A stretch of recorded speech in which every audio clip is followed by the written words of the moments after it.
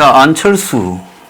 저는 안철수 씨 책을 하나 썼습니다. 하지만 그 이후에 정치판에서 계속 실패해가는 과정을 보고요.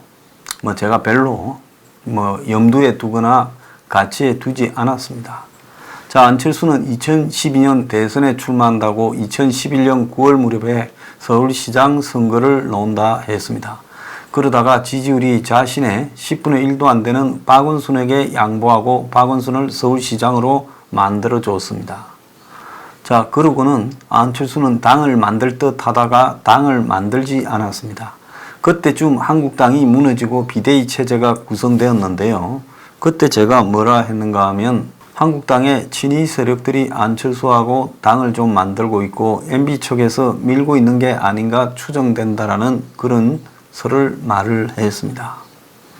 자, 그런데 안철수가 대선을 넣을 거라고 2012년 대선회에서 줄기차게 말했는데 박근혜 전 대통령까지도 그 당시에 그 사실을 믿지 않고 있었습니다. 그런데 안철수는 2012년 9월이 되자 정치판을 마치 이제 떠난 것처럼 하다가 갑자기 대선에 나오겠다고 선언했습니다.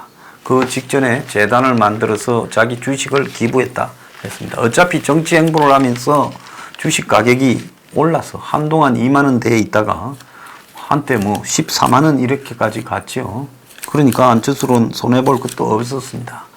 그러다가 안철수가 결국은 문재인을 밀고 석연찮게 들어갔다가 한동안에 망설이고 있다가 이제 또 대선 며칠 전에 다시 문재인을 밀었고 이명박 척에 있던 김덕용 또 더 나아가서 김현철, 윤여준, 정운창 등은 다 지금 문재인을 지지했습니다. 자, 그래서 안철수 플러스 문재인의 연합군이 거의 대선에서 승리할 뻔 했는데 막판 이 노년층의 아주 몰투표로 겨우 박근혜 전 대통령이 당선되었습니다. 그 뒤 안철수는 박근혜 정부에서 독자적인 정당을 만든다 하다가 민주당의 김한길과 새정치민주연합이라는 정당을 만들면서 거기 들어가서 당 대표를 했습니다. 그러다가 지자체 선거에서는 이겼습니다마는 보궐선거에서 지면서 당 대표를 내놨고 그리고 그 이후에 비주류로 활동을 했고 문재인이 당 대표로 되고 나니까 그 문재인의 당 대표 부분들을 제동을 걸면서 2015년부터 지속적으로 당의 혁신을 요구했고 2016년 1월쯤에 탈당을 해서 국민의당을 창당해서 동교동계하고 이렇게 당을 만들어서 30여 석에 가까운 정당을 이렇게 만드는 데 성공했습니다. 그리고 2017년 이제 탄핵을 거쳐서 조기에 치러진 대선에서는 끝까지 완주를 했습니다마는 22% 정도를 얻는데 거쳤습니다. 자, 그때도 보수하고 안철수하고 당 같이 이렇게 단일화를 하느냐 안 하느냐 하다가 결국 끝까지 가버렸습니다. 그때 홍준표, 안철수, 유승민의 합을 했을 때는 전체적으로 한 3%쯤 되는 그런 이렇게 득표율이었는데도요, 결국 이렇게 졌습니다. 그런데 안철수의 지지에는 호남의 한 30% 지지가 포함되어 있었기 때문에 안철수가 올고지 보수 후보다라고 말하기는 택이 없었고 실제로 안철수가 보수의 성향에 다른 작은 정당 후보로 나섰으면 10% 득표가 어려웠을 거다 이렇게 보고 있습니다. 자관 그 이후에 유승민 등과 당을 만들었습니다. 그래서 일부는 떨어져 나가서 평화당이 됐고 그리고 안철수를 따라간 일부는 이제 바른미래당을 만들었는데요. 최근에 안철수가 다시 정계에 들어와야 된다. 특히 바른미래당과 한국당 안에서조차도 안철수, 유승민, 원희룡 등을 포함한 이 보수의 이런 외연을 넓혀야 된다는 이야기가 광범위하게 나오고 있습니다. 자, 그런데 안철수가 보수냐 아니냐? 저는 안철수는 생각이 없는 사람이라고 보지 안철수한테 보수냐 진보냐, 좌파냐, 우파냐를 묻는 것이 무의미하다고 봅니다.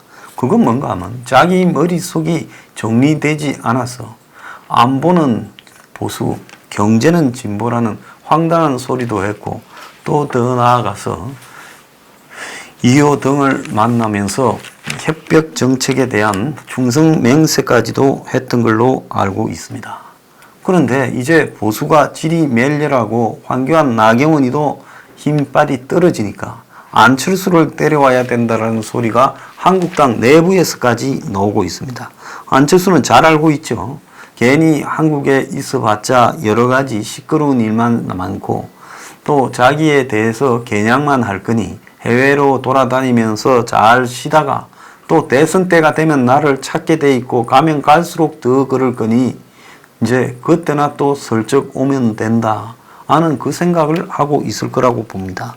나이도 있고 하니까 아직도 내 가치가 얼마든지 있다 이렇게 보겠죠. 자, 그런데 최근에 중도 보수 세력 통합 모임을 추진하는 박영준 전 의원, 이 박영준은 MB 때 정무수석을 했고 MB 사람이죠. 그런데 이 박영준이 황교안, 안철수, 유승민이 결단해야 총선 살아남는다. 총선서 중도 보수 세력이 집권 세력 견제 못하면 나라 어려워진다. 이대로 가면 황교안, 안철수, 유승민이 총선 못 이겨. 작은 차이를 극복하고 단일 대우를 만들어야 된다.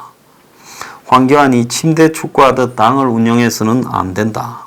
변화 결단해야 된다. 이렇게 말을 했습니다. 그러면서 보수 분열은 내가 망해도 저 사람과 함께 할 수 없다라는 감정 문제인데 책임 윤리로 극복해야 된다. 이렇게까지 말을 하고 있습니다. 통합을 통해 노선과 인물 혁신을 만들어내야 된다는데 저는 좀 웃기는 게요. 박형준이 자기가 뭐라고 중도 보수 세력 재편을 위한 원탁 회의 구성에 나서서 20일과 27일 대토론회를 시작으로 정당 밖에서 중도 보수 세력 통합을 위한 플랫폼 구축에 들어간다는 겁니다.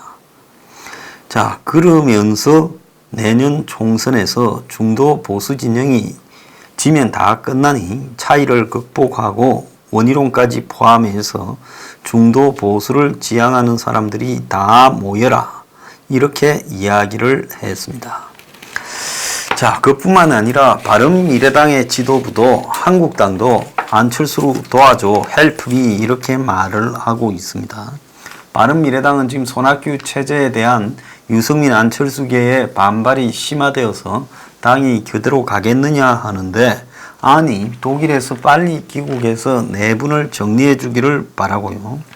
홍문표 등 한국당 의원들도 안철수와 같이 가면 좋겠다고 지금 러브콜을 보내고 있다고 합니다.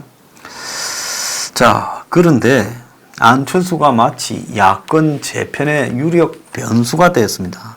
안철수는 당장 복귀 계획이 없다고 말을 하고 있는데요. 한국당 지도부는 최근에 바른미래당의 유승민이가 한국당에 와야 총선 승리할 수 있다 하고 나경원이 유승민에게 총선에서 서울에 출마해달라고 말을 했죠.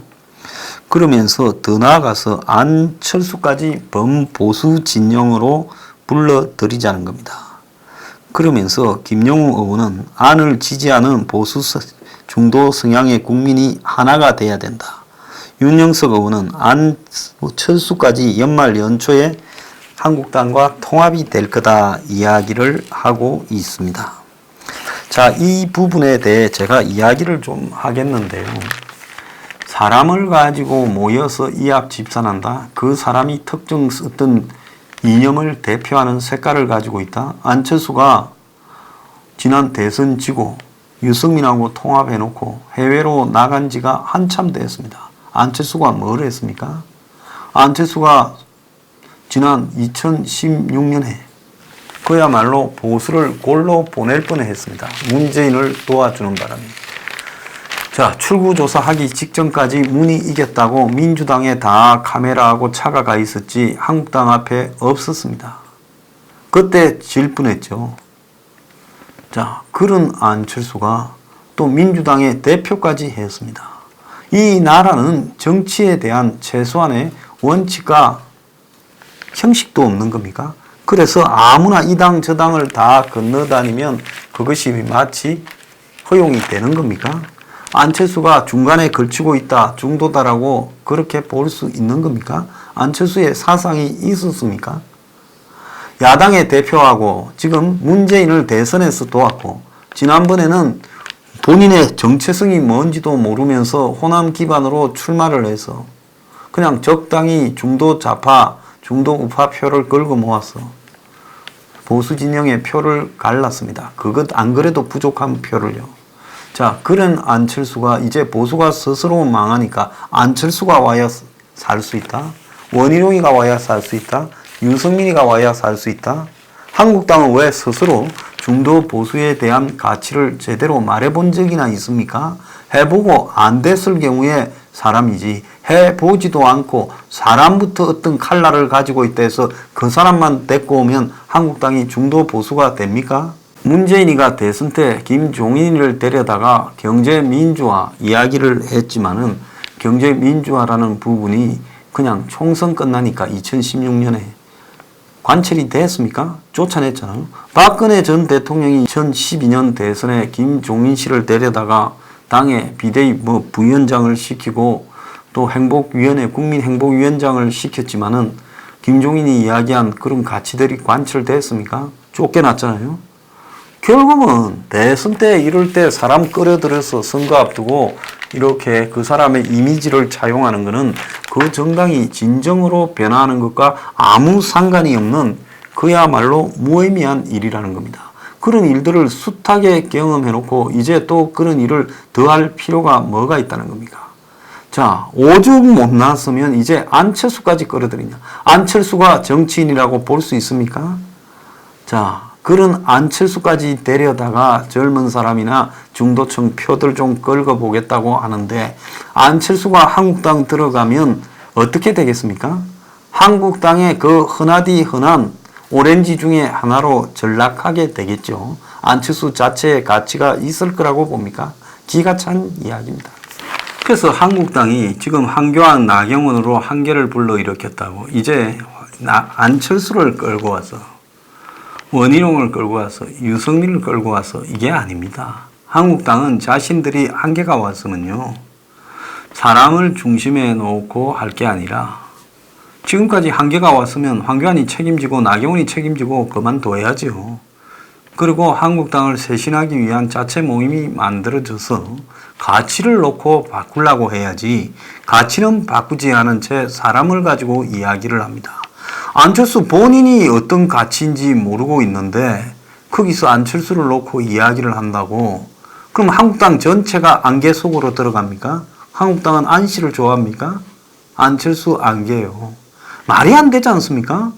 유승민이 옛날에 개혁보수를 주창했지만은 유승민이 그 이후에 어떤 가치를 가지고 한국당이나 기존 보수와 차별화를 해왔는가라고 할 수 있는 구체적인 가치가 있습니까? 원희룡이 선거를 위해서 제주도에 무소속으로 나간 부분이지 원희룡이 무슨 가치가 있습니까? 그런데 자꾸 사람에 집착을 해서는요. 거기서 답이 나올 수가 없는 겁니다. 뭐 망하고 안 망하거나 한국당이 알아서 할 부분이고요. 중요한 건 뭐냐. 안철수의 가치는 안철수 본인도 모르는데 한국당이 데려다가 뭘 어떻게 하겠다는 겁니까? 참 한심하다고 생각하고 있습니다. 어려울 때일수록 저는 본질을 가야 된다고 봅니다. 정당은 가치를 가지고 움직이는 겁니다. 그래야 그 정당이 오래 갈 수도 있고 궁극적으로 살아남을 수도 있습니다. 그 가치라는 거는요. 한 가치를 평생 걸고 가는 것은 정당이 아니라 그건 수구 집단이죠. 정당이라 하려면 시대의 가치가 변했으면 거기에 맞게 자신들을 환고 탈퇴할 정도로 바꿔야 된다. 과거에 영국의 노동당이요. 대처 이후에 노동당이 매우 어렵게 되니까 토니 블레어가 그래도 제3의 길이라고 해서 과거에 무조건 노동자 중심의 강경투쟁을 지도하는 좌파 정당에서 집권 가능한 온건 좌파 정당으로 대변신을 했지요. 그러다 보니까 이렇게 이 집권을 오래 하지 않았습니까? 독일도 사민당에서요, 그야말로 과감한 노동개혁을 하면서 슈레더가 자신의 사민당이 결국은 선거에서 졌지만은 독일 통일 이후에 독일에 몰아닥친 이 큰 불황 그리고 변화 등을 과감한 노동사회개혁으로 극복할 수가 있었습니다.